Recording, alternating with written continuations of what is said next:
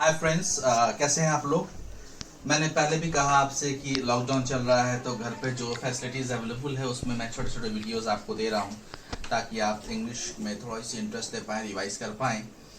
और इंस्टीट्यूट नहीं जा सकता हूँ, गवर्नमेंट के नॉर्म्स को फॉलो करना है, लॉकडाउन को फॉलो करना है, सेफ्टी से रहना है। वीडियो शुरू करने से पहले एक रिक्वेस्ट मैं चाहूँगा आपसे कि आप अपनी नोटबुक और पेन लेके बैठें ताकि कुछ चीज़ें आप समझ पाएँ, कुछ चीज़ें आप लिख पाएँ। ये बहुत इंपॉर्टेंट होगा कुछ पॉइंट्स को नोट डाउन करने के लिए।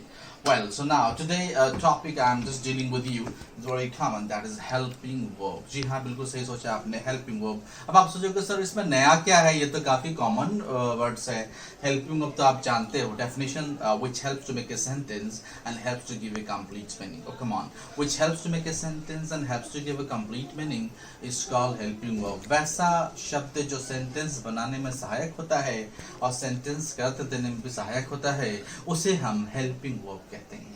इसमें कोई नई बात नहीं, कोई रॉकेट साइंस नहीं है, लेकिन द गेम स्टार्ट्स नाउ। लेकिन मजा तब है जब आप इसके डिटेल में जाते हो, उसके डीप में जाते हो, then you get that there are different kind of the helping verb that you are getting today.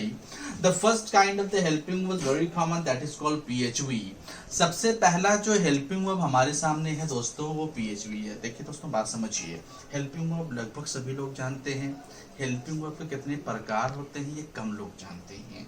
If you want to get success in your life, you have to become something different। अगर आप बड़े बनना चाहते हैं, कामयाब होना चाहते हैं लाइफ में, तो आपको कुछ अलग करना होगा, अलग एबिलिटी में, कैपेबिलिटी में, नॉलेज में। तो दैट्स वाई मैं थोड़ी सी यूनिकनेस लाना चाहता हूँ आपके अंदर, ताकि आप डेवलप हो सकें, ताकि आप आगे बढ़ सकें। PHV, प्राइमरी हेल्पिंग वर्ब, या इसको दूसरे नाम से जानते हैं primary auxiliary verb. P stand for primary, H stand for helping, V stand for verb। P stand for primary, A stand for auxiliary, V stand for verb। Primary helping verb या primary auxiliary verb, इनकी संख्या 24 होती है। जी हाँ, ज्यादा परेशान नहीं होना है। जितने helping verb हैं उन्हीं helping verb को हम PHV के नाम से भी जानते हैं, PAV के नाम से भी जानते हैं। तो हम ये कह सकते हैं कि टोटल जो helping verb है वो 4 होता है, मतलब 4 नाम आप helping verb को कह सकते हो। Number 1 helping verb, second auxiliary verb, third primary helping verb and 4 primary auxiliary verb. 24 होता है ये। डू डज होता है, इज मार्ब होता है, हैज हैव होता है, डिड होता है, वाज वर होता है, हैड होता है, शैल विल होता है, शुड वुड होता है, कैन कुड होता है, मे माइट होता है, मस्ट होता है, आउट टू होता है, डेयर टू होता है, यूज्ड टू होता है, नीड टू होता है। ये 24 जो होते हैं वो पूरे के पूरे हेल्पिंग वर्ब होते हैं। जस्ट कम हियर, हम आगे बढ़ते हैं अगर इससे, तो उसके हमारे पास दूसरा जो हेल्पिंग वर्ब होता है MHV होता है। M stand for marginal, M stand for marginal, H stand for helping, V stand for verb. Marginal auxiliary verb, marginal helping verb, दो नाम से जाना जाता है, मार्जिनल ऑक्सिलरी वर्ब या मार्जिनल हेल्पिंग वर्ब। क्या होता है ये हेल्पिंग वर्ब से ही निकला है। आटा से आप रोटी भी खाते हो, आटा से आप पराठा भी बनाते हो, आटा से आप पूड़ी भी बनाते हो, आटा से ही सब वैरायटीज बनती है। हेल्पिंग वर्ब से ही सब वैरायटीज बन रही है, अलग नहीं है, इसी का पार्ट है, इसी से निकला है, लेकिन वैरायटीज अलग अलग है, सेगमेंट अलग अलग है, काइंड्स अलग अलग है। तो we are talking here about the different kind of the helping verb. MHV, MAV 4 होते हैं, जिसमें टू लगा होता है। Use to, need to, dare to और आउट टू। जी हाँ, need to, dare to, ought to और यूज टू, ये 4 जो हेल्पिंग वर्ब के पार्ट है ना, हम इसे कहते हैं MHV। क्या कहते हैं? MHV, marginal helping verb, marginal auxiliary verb. इसमें बहुत मजेदार बात है, किसी सेक्शन में मैं लेकर आऊंगा नीड टू और डेयर टू का प्रयोग। लेकिन थोड़ा सा मैं बता दूं कि नीड टू में खासियत ये है या डेयर टू में खासियत ये है कि इसका जब नेगेटिव होता है तो उसमें S नहीं होता है, इसका जब नेगेटिव होता है तो उसके साथ टू नहीं आता है, इसके साथ टू नहीं आता है। अगर आप directly as an helping verb use करोगे तो जैसे एग्जांपल में से आपने कहा कि he needs to labour hard, उसे मेहनत करने की जरूरत है। नेगेटिव बनाओगे he needs not to labour hard, गलत है। नीड्स नॉट टू नहीं होगा, he need not labour hard, he need not labour hard, मतलब नीड्स नहीं होगा, नीड होगा, टू हट जाएगा, नॉट होगा। He need not labour hard, negative form. He needs to labour hard, affirmative form. इस तरह से डेयर की कहानी है, लेकिन वो अलग सेक्शन में होगा। जस्ट कम टू CHV, बहुत प्यारा, बहुत बेहतरीन। C stand for compound, H stand for helping, V stand for verb, C stand for compound, A stand for auxiliary, V stand for verb. तो कंपाउंड हेल्पिंग वर्ब बोले या compound auxiliary verb बोले, बात बराबर है। लेकिन होता क्या है, ये बहुत इंपॉर्टेंट फैक्टर है। होता ये है दोस्तों कि कंपाउंड हेल्पिंग वर्ब या कंपाउंड ऑक्सिलरी वर्ब का मतलब ये होता है कि when there are two combination of the helping verb. जब डबल हेल्पिंग वर्ब एक साथ आता है ना तो हम उसे क्या कहते हैं, हम उसे कंपाउंड हेल्पिंग वर्ब या कंपाउंड ऑक्सिलरी वर्ब के नाम से जानते हैं। मैं दिखाना चाहूंगा आपको, जैसे एग्जांपल के तौर पर आपने देखा होगा शुड हैव, देखा होगा आपने शुड हैव इस तरह का लिखा हुआ, अब ना चाहिए था, कुड हैव वर्ब प्लस सकता था, जैसे India could have won the match, भारत मैच जीत सकता था। You could have told me this matter, आप मुझे यह बात बता सकते थे। शुड हैव ना चाहिए था, you should have come here, आपको यहाँ आना चाहिए था। You should have gone there, आपको वहां जाना चाहिए था। दो हेल्पिंग वर्ब साइमल्टेनियसली एक साथ जब आता है किसी में ना तो हम उसे इंग्लिश में CHV के नाम से जानते हैं। कमन बहुत इंटरेस्टिंग है, बहुत बढ़िया है।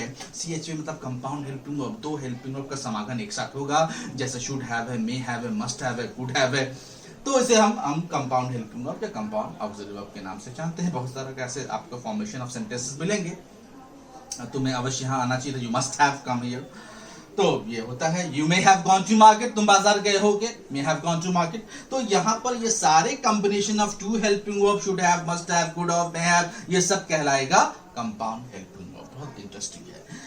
उसके बाद आता है मॉडल्स। क्या आता है? मॉडल्स। आप देख रहे होंगे मॉडल्स क्या है। मॉडल्स भी हेल्पिंग वर्ब से ही छटा हुआ 13 हेल्पिंग वर्ब है जो मॉडल्स कहलाएगा। ध्यान दीजिएगा, यहाँ पर हर एक हेल्पिंग वर्ब मॉडल्स नहीं होता है। कम ऑन, हर एक हेल्पिंग वर्ब मॉडल्स नहीं होता है, लेकिन हर एक मॉडल्स हेल्पिंग वर्ब होता है। कम ऑन, हर एक मॉडल्स हेल्पिंग वर्ब होता है। तो जितने भी मॉडल्स है उनका जो जेनेसिस है वो मॉडल्स है, वो हेल्पिंग वर्ब है।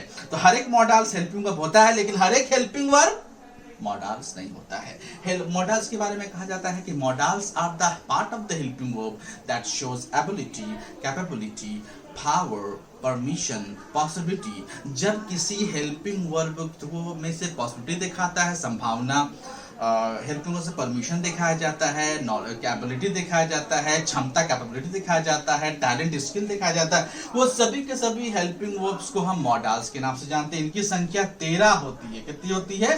13 होती है। आप लिख सकते हैं can, could, shall, should, will, would, may, might, must, ought to, need to, dare to, use to. ये 13 है भाई। ये 13 हेल्पिंग वर्ब से ही निकले हैं मॉडल्स है, और ये काफी इंपॉर्टेंट। मॉडल्स में थोड़ा डिटेल चाहेंगे तो एक सेमी मॉडल्स भी होता है। क्या होता है? सेमी मॉडल भी होता है। ये थोड़ा नया है। और एक प्योर मॉडल होता है। क्या होता है? ध्यान दीजिएगा, बहुत ही मजेदार बात है। प्योर मॉडल्स भी होता है, सेमी मॉडल्स भी होता है। वो मैं किसी और लेक्चर में डील करूंगा कि प्योर मॉडल्स क्या है, बट लेकिन आपके नॉलेज के लिए बता दूं कि model has also been classified into 2 parts. Modals को भी 2 भागों में बांटा गया है। पहला कहलाता है सेमी मॉडल, दूसरा कहलाता है, यकीन मानिए नहीं मानिए, ये बहुत इंपॉर्टेंट पॉइंट होगा, semi modals and pure modals. I will tell you in detail about these also in the later video, but I'm not going to in detail. Now I would like to tell you static and stative helping verb. Static या स्टैटिव helping verb क्या होता है, ये बहुत important है। Static और stative helping verb वैसे helping verb को कहते हैं जो स्टेट को दिखाता है, किसी इंसान के होना, स्टेट ऑफ बीइंग समथिंग या स्टेट ऑफ हैविंग समथिंग, कुछ रखना या कुछ होना। जब किसी से कुछ रखना या कुछ होना का पता चले उसे हम कहेंगे स्टैटिक हेल्पिंग वर्ब। क्या हम आपको दिखाना चाहते हैं आपको स्टैटिक हेल्पिंग वर्ब क्या हैगा। जैसे मान लीजिए कि मैंने कहा कि आई एम टायर्ड। क्या कहा? I am tired. अगर मैंने कहा आई एम टायर्ड, मैं थका हुआ हूं, तो ये यहाँ पर एम हेल्पिंग वर्ब डायरेक्टली नहीं, हेल्पिंग वर्ब हो सकता है लेकिन हेल्पिंग वर्ब में स्टैटिक वर्ब होगा, स्टेट को दिखा रहा है, सिचुएशन को दिखा रहा है। मैं थका हुआ हूं, आई एम टायर्ड। तो यहाँ पर एम डायरेक्टली हेल्पिंग वर्ब से बेहतर आप कहें सर स्टैटिक वर्ब है। जैसे एग्जांपल मैंने कहा कि you have 2 cars. You have, अगर मैंने कहा यू हैव 2 कार्स, तुम्हारे पास 2 गाड़ियां हैं, अगर मैंने ये कह दिया यू हैव 2 कार्स, यकीन मानिए यू हैव 2 कार्स में हैव जो है ये स्टैटिक वर्ब है। कैसा वर्ब है? State of being something, state of having something. जब कोई इंसान कुछ रखता है या किसी इंसान कुछ बनता है तो उसे हम स्टैटिक वर्ब या स्टैटिक वर्ब कहते हैं। उम्मीद है कि आपको ये पता पसंद आया होगा। इस पर प्रैक्टिस करें और आप जरूर कमेंट करें और सब्सक्राइब करें और बाकी डिटेल मैं बताऊंगा। Thank you. जय हिंद।